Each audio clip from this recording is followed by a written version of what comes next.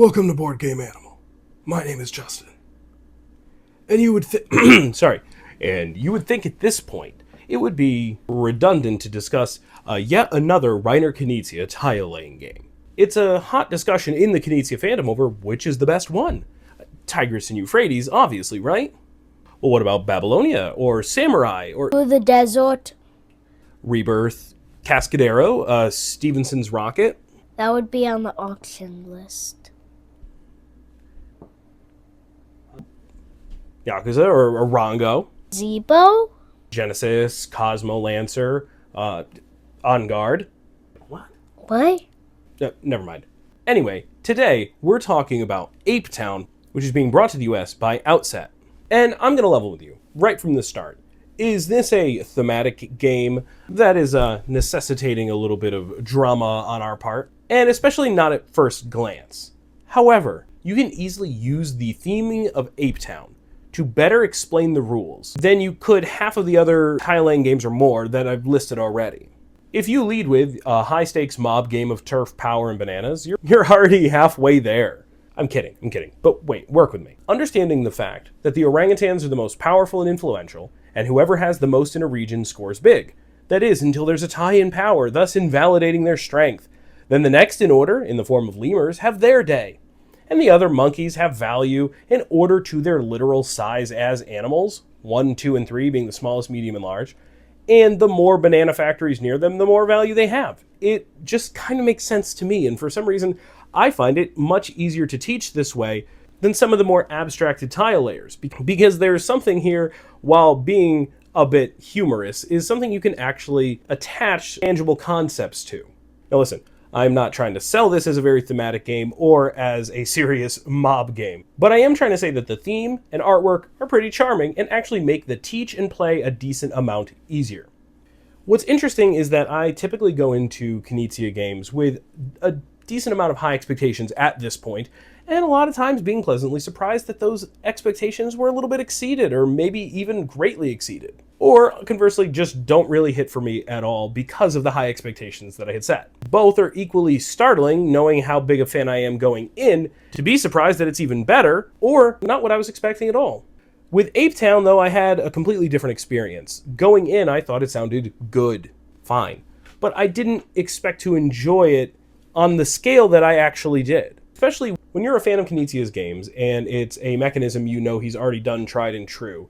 Sometimes hearing that there's yet another one without some massive difference in gameplay, you can go in expecting to be whelmed by the experience instead of overwhelmed. For me, one of the big things that made this one stand out, though, is the way you get the pieces that you are laying out on the board. Instead of having your own lot to choose from or draw from like a game like Rebirth, or having common general tokens that you're drawing like Through the Desert. Here you can see essentially a river market of tiles available to you and the upcoming players on their turns. And you can see what is immediately available and the options you can pay for to jump ahead.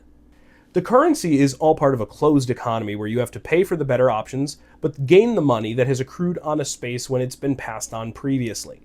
This makes for a fascinating decision space as every choice you make affects the other players. Not just how any given tile placement benefits you, but how do the tiles that you passed up entice the other players? And did you then contribute to the money pool that is available to people on their turn, or just set yourself up for a good turn next go around? There are a lot of moving parts, and yet all of this being said, I don't think that it's AP inducing. The scoring of the sectors, the slow reveal of the available tiles to choose from, and the closed economy make this one memorable for me in this genre that I keep wanting to bring out and play again. The dynamic amongst the players over the tile drafting and the layout of the board itself make for a really interactive experience. Every single tile placed matters, even if it's something that, say, Steve placed on his turn to score, and then Kelly on the next turn is going to take advantage of that to be able to score on her own. And if that kind of intricate interaction is something that you look for in area control, and that's your cup of tea, then I think Ape Town may be the Knizia tile layer for you. At the end of the day, the theme is what it is. And maybe something you either find really amusing or be a turnoff. Especially if you say, I'm all good with my Knizia tile layers, I've already played the best ones, I don't need another. But I personally find the theme delightful, and as I said, actually a boon to teaching the game. It encourages more humorous conversation during the game, which brings some levity to an otherwise thinky, mathy, strategic game. So yes, this wildly exceeded my expectations, and is the exact sort of surprise I like to be taken by when it comes to Knizia games. I give Ape Town a 9 out of 10. It's a real blast for me. I want to give a huge thanks to Outset for the review copy, but also for keeping me in the loop during the process. I'm so excited to see this game get a wide release and be available for people. I think folks are going to really enjoy it. Thank you all for watching, liking, commenting, and subscribing, and don't forget to always play board games like an animal. Oh no, we have a big problem. What? What's going on? Alright, I'll tell you the truth. I'm in really, really deep, way too deep with the orangutan boss. And now he's calling me. Oh my god, he's calling me. Let me see that. Oh no, it went straight to voicemail. Why do you have him listed in the phone as your best friend? Harry, it's me. I know you've been avoiding my calls. You know, you're still out for 400 bananas. I'm getting real tired of this. You don't want to get on his bad side. Oh no, what am I gonna do? I don't know how to get out of this.